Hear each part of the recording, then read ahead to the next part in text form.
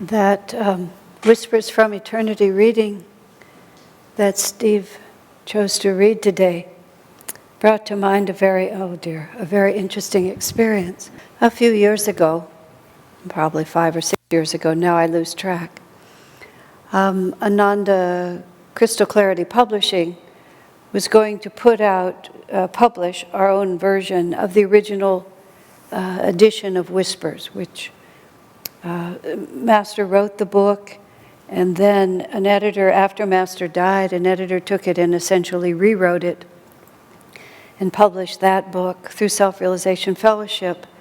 But the original was so different that eventually they actually even published the original, so then they had two. And so we decided that we would publish an original version also because it was in the public domain and it seemed an appropriate thing to do. Swami had particularly strong feelings against the edited version of that book, which was really an entirely different book.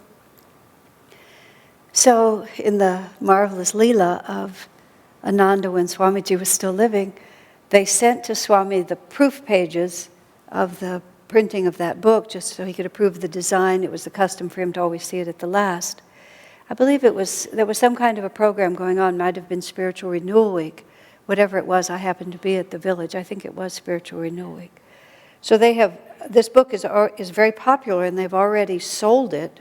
They have delivery date commitment on this book. It's about to go to the printer with all of that sequence in mind. Swami starts reviewing the page proofs and he feels this very strong inner commandment from Master that this book needs editing. Not the way it was edited so radically as to change it, but edited appropriately. So the publishing company is there to serve Swamiji's mission, and if he thinks it needs editing, it needs editing, but of course we have all these commitments, and you lose your slot at the printer, it's not so easy to get it back, and it all goes on. So Swamiji starts this marathon project of editing this book, and he's not working from a manuscript, he's working from a page proof. So it's a little bit harder to work with, and he doesn't have it on computer anywhere. And as it happens, I'm there, and I have this history of typing his manuscripts, and I can read his handwriting, which is no small thing to be able to do, especially as he got older, it got worse. So we started in on this cycle of him editing and my typing. It was in the downstairs of his house, for those of you who've been there, in the little, what is still the office, and I sat in there, and he sat in the other room and would edit. He could edit faster than I could type. He said when he went through that book, it was just like Master told him exactly what needed to be done. And he didn't want to change the spirit of the book, but as he said, in Master's exuberance, he just mixed so many images and he would string so many images together that you would get the sort of tumbling enthusiasm, but it was sometimes really hard to keep the point, just because you'd gone on and on and on with, yellow submarines and flowers and angels and sometimes in leprechauns, sometimes all in one sentence. So he just cleaned it up. In fact, it was interesting. He went through the book once. He usually goes through books many times. He went through it once and then reviewed it quickly a second time. I'll tell you even farther. He had Dharmadas and Nirmala read with the original and the edited version. He had them compare every single one to make sure he hadn't left out an important thought or accidentally changed a meaning. But after that, after he went through it the second time, and he said, this is done. The publishing company was justifiably nervous, and they wanted to make sure because he usually goes over things many more than twice.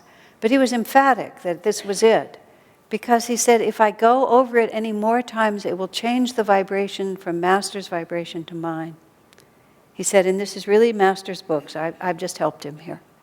So he did. He stopped it. And then I was just, up really late every night typing, and he would come in and look over my shoulder to see what I was doing, and can't you go any faster? And no, sir, I can't. I just can't do it. I can't be certain if I go any faster than this. And somewhere in the middle of all this, this actually relates to the Whispers, but it brought the whole story up because we were working on it. Somewhere in the middle of this, there's a pianist at Ananda village named Mukti, and she's highly trained and has been trained since she was a very young girl. And she was really trying to learn how to play his sonata, Divine Romance, just exactly right. And for some reason they'd had this session set for a long time. So right in the middle of all of this, Swami goes upstairs and she sits at the grand piano that used to belong to his mother that's sitting there. Swami sat in a comfortable chair right next to her. Later Mukti said that her father was her music teacher, and her father used to sit in a chair just like that and they would play. So now this was her spiritual father sitting next to her. And she would play it line by line, and he just corrected and corrected and corrected and corrected. And at one point, he apologized to her. He said, "I'm so sorry, I don't really mean to be so picky." He said, "And I know that what I'm telling you is not exactly how it's written." He said, "Because I couldn't write it exactly." And all he would say to her is, "This is how I heard it." He said, "It's not really that I'm being so picky as the composer, but this is how I heard it, and I'm trying to tell you how to play it the way I heard it." And this is what he would always say. I remember when he was interviewed once by a newspaper person or somewhere, it was in Italy, I think. Someone said, "What's your favorite music?" And Swami, without hesitating, said, "Mine," like that. And then he sort of realized that could sound a little funny. So he said, "I'm not saying mine is the best. If you had asked me what was the best music, I might have given you a different answer. But you asked me what is my favorite." And he said, "It's because it's not mine, it's what I heard." But he said, "I heard it because it's the vibration of my soul." It's such a beautiful thought, isn't it? It's the vibration of my soul. So when I heard my soul's music, this is what my music sounded like. And naturally it resonates with me the most. It was interesting because listening to that choir piece, which I absolutely love, it's just such a beautiful, joyful piece. I was trying to tune in because it wasn't written by Swami Kriyananda. And I was trying to just feel, what is the difference? Because much as I love that piece, my favorite music is Swami's music, because it's closer to my soul. There's this unique way that each ray of the divine expresses itself.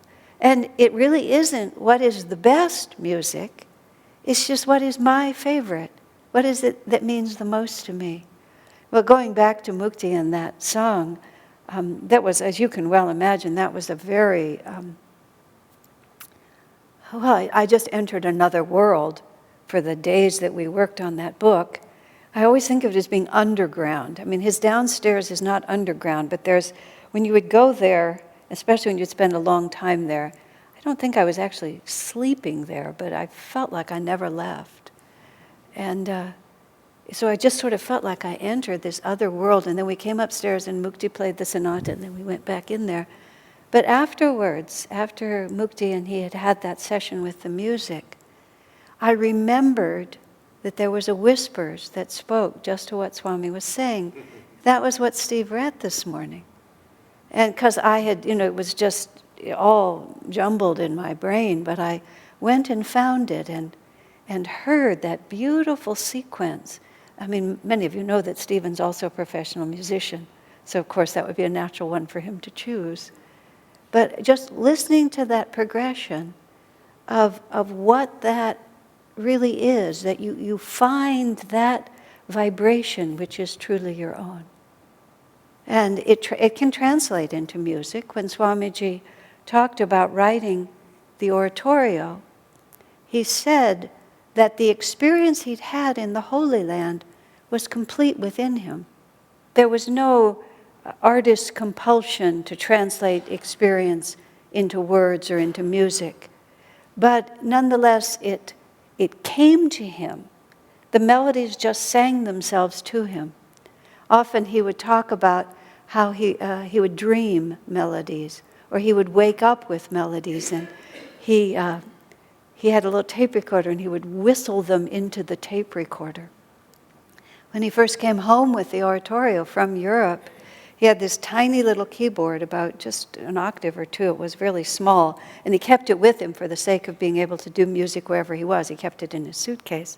And I recall us sitting in his bedroom, which was on the top story of the big ashram that we had at San Francisco for 10 years, on Broadway, near Fillmore, right in that really, whatever that is, Pacific Heights, I think they call it. We had very famous people who had houses all around us.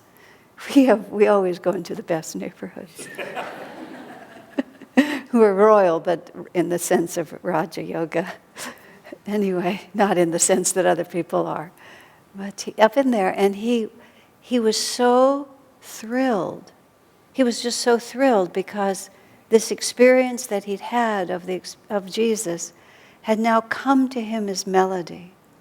And he sat there and he went, ting, ting, ting, ting, ting, ting, ting, ting, ting, ting, ting, ting, ting. Isn't it beautiful? And we would all just say, yes, sir. We've experienced his creative flow enough to know that there's a time to say yes. And this was definitely the time to say yes. I mean, they were the right melodies, every one of them, but they were just that, just the bare melody. But what was so fascinating to me was that for him, the whole thing was already there. I mean, he heard what it would become. But even just that little sequence of notes, the right sequence of notes, whatever it might be, it was the vibration of his own spirit. And this is what we're always looking for. And our reading today goes from law to truth to grace. And often that sequence, because the law was brought by Moses, but truth and grace were brought by Jesus. If we're trying to make Jesus the best, we read this to say that, well, Jesus therefore must be better than Moses. But Jesus himself confirmed that he was there merely to carry on, not to repudiate, and certainly not to compete, definitely not to be judged better than, but simply to continue. But what we're talking about is the progression of the devotee, because all masters have the same infinite consciousness, but we're talking about the progression of the devotee. And we start, and when Swamiji talks about Moses and the progression from Judaism to, well, Jesus was Jewish, but the progression that Jesus brought to the Jewish people was from the judge to the father.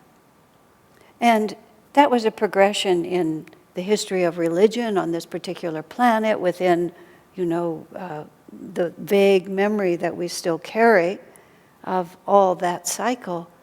But it's really the progression of each one of us. And we start with it's just trying to understand. We start usually with suffering. Virtually everyone, I probably have to say everyone, starts with suffering.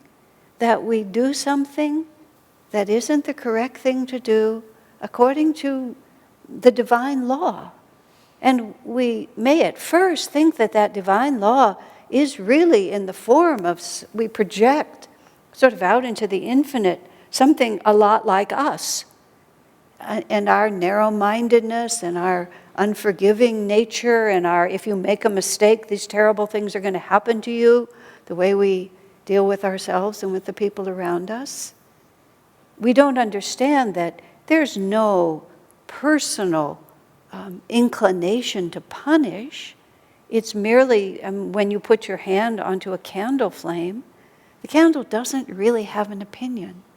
It's not just hanging out there hoping that it can hurt you. It's just entirely doing what it's meant to do. A friend of mine, I think he was in Vietnam, of course. He was in Vietnam, and he was a soldier, and they were 3 men in a tent, and they camped, and it was sort of like who has the middle, who has the sides, and he ended up in the middle, and a tiger came and took the man next to him. Just like that, just took him.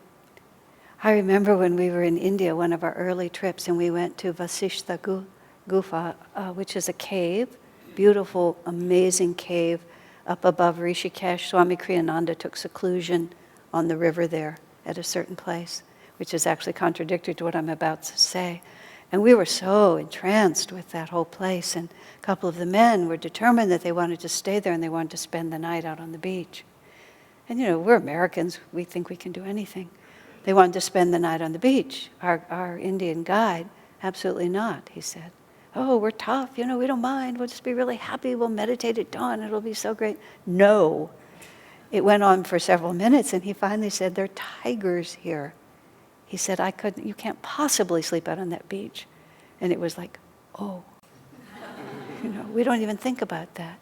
And there's this sort of feeling inside of us, your tiger comes and eats someone, that feels a little almost evil. But nonetheless, the tiger's just hungry. And there's just something for it to eat. I'm always so amused when I watch a nature film. I watched a nature film and I really do not know which the angle was, whether it was the baby seals or it was the birds or what it was, but something ate something else. Polar bears, I think, eating seals. Seals probably wouldn't eat polar bears. Whatever it was oriented in a certain way. So whenever your team got eaten, you felt really bad. If it had been oriented the other way, you would have felt bad when the other team got eaten. Because it's just the way it's twisted. It just happens in a very impersonal sense. That movie that they made, Migration, I think it was called, the beautiful movie about the birds, it opened with this scene. There's this bird nest, and it's one of these things where some utterly irresponsible parent just leaves their egg in somebody else's nest and then just flies away. And then somebody else has to raise it. So you have these 3 tiny fledglings and then this huge Godzilla of a fledgling. He's like 4 times as big as all the others. And he is systematic. They're just blind and featherless, just horrid looking little creatures. But the big guy is systematically throwing all the other fledglings out of the nest so that, he can have it all. And I thought to myself, my, what happens when they're human beings somewhere and they just instinctively hate each other? It all starts so early, doesn't it? All this, one trying to get ahead at the expense of the other and so on like this. But it's instinct at that point. It's not evil. You might take it personally if you were the little one being thrown out of the nest. But if you were the deva in charge of the big one, you'd be happy throwing the little ones out of the nest. If you're the deva in charge of the little ones, you'd be trying to get them to cling and be able to get unite their forces and get the big guy out. All just depends on where you look at it. It's really quite impersonal. It's just the way it works. Same with us, except by now we have egos. Egos are very helpful because the ego is conscious of its own suffering. And because the ego is conscious of its own suffering, it has the opportunity to stand back and evaluate whether or not this is a good idea to continue. The freedom that animals have, which is a little different than ours, it's not that they don't have feelings, and I'm not able to parse this apart exactly, because animals obviously have emotions, but they don't personally identify with them the way that we do. Things pass through them. They're just fields of energy that are passing through, whereas for us, when it passes through, it's mine. And I feel it intensely. And then I get to stand back and try to decide what to do about it. So we start paying attention. Does this work for me? Even as little children we start, does this work for me? We try to train in our schools, does it work for you to do that? When you just scream like that and start hitting the other children, how does that play out? There's other ways to ask the question, but what is the effect of that? Does that really bring you what you want? Once Jyotish's son had some encounter with some boy who was bullying him a bit.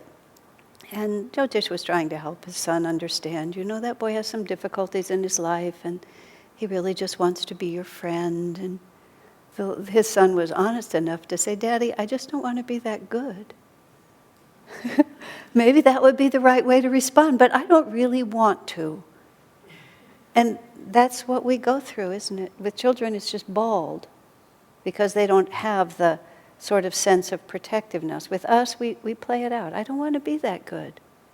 And so we just hope for a loophole somewhere in the system that I can just indulge myself in this way and it will never catch up with me. But it always catches up with you, because that's the law. And Moses is the articulator of the law.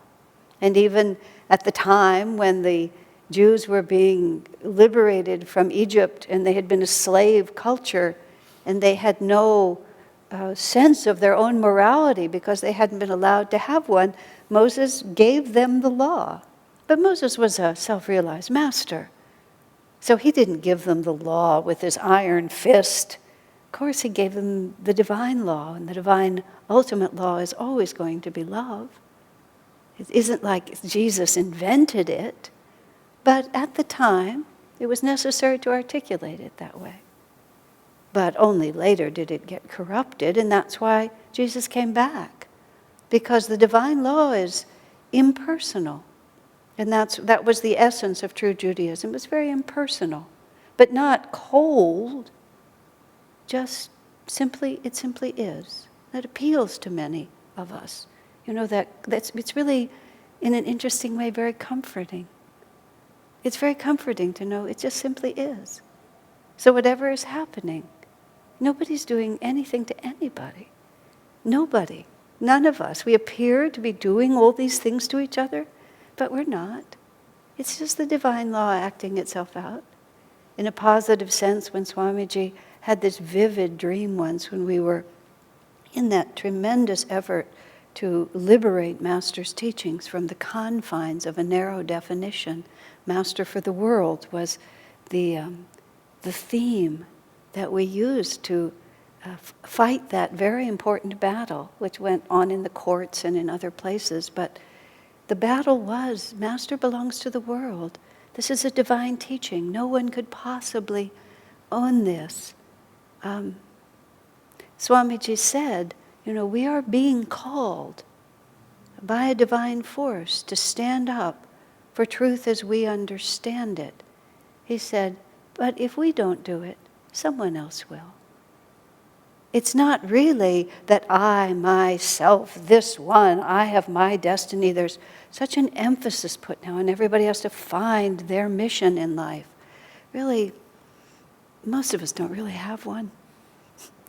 You know, there's only people like Swamiji or someone with that kind of power who really is going to make a difference. The rest of us, our mission is to progress ourselves as far as we can, which is going to be something. But our mission is to understand divine law and to live by it, that's all. And that law is more than justice, it's more than kindness. It's really to be in that experience of grace. And at this time and in this place, you know, it's not even that people understand what Jesus said, but Master had to bring it back again. Just as the Jewish people forgot what Moses really meant, many people who call themselves Christians have forgotten what Jesus really meant. So the Masters, whenever virtue declines and vice begins to dominate, which is what the reading we had a few weeks ago, then the Master comes again to tell you what we're doing here. And what we're doing here is to find, well, just as Stephen was reading, to find that the lost music of our own souls. And that beautiful just progression as the devotee in that poem of Master's just takes it deeper and deeper and deeper. And the Master's writing is so exquisite. The image is so exquisite. You're on this magnificent search for this greater and greater experience until finally it all breaks through and you find the lost chord. The chord has many different meanings, but in this sense it means the musical sound. And that sound is really who we are. You know, the implications of the Om vibration. When we start to meditate, one of the first things we start learning how to do is to hear the Om, isn't it? And it's easier, they say, to hear God through sound, because that's who we are already. And when we find that vibration, just like Swami says, what's your favorite music? My own. Because it's the divine coming down to my own soul. And my own experience, the way we can just hear that which resonates with us. It's not only Swami's melodies. There are many, many beautiful melodies that speak to our hearts. But it's what it does to our consciousness, because it brings us into grace. And grace, as Swami defines it this morning, is the power to rise in God. And it's all forgiven. That's what the Gita was saying. It's all forgiven. We're so busy worrying. We just worry about how will this turn out and how will that turn out and did I do this correctly and did I not? But then that grace comes. We hear that sound and we just dissolve into it. Everything else becomes as nothing. Swamiji said to us, when liberation comes, when enlightenment comes, you look back and everything was a dream. The only thing that ever happens, I love contemplating this, the only thing that ever actually happens is when we are in touch with the divine. Everything else is just smoke and mirrors. It's the only enduring reality. So let us seek that lost chord of our own souls and sing it with all our hearts. God bless you.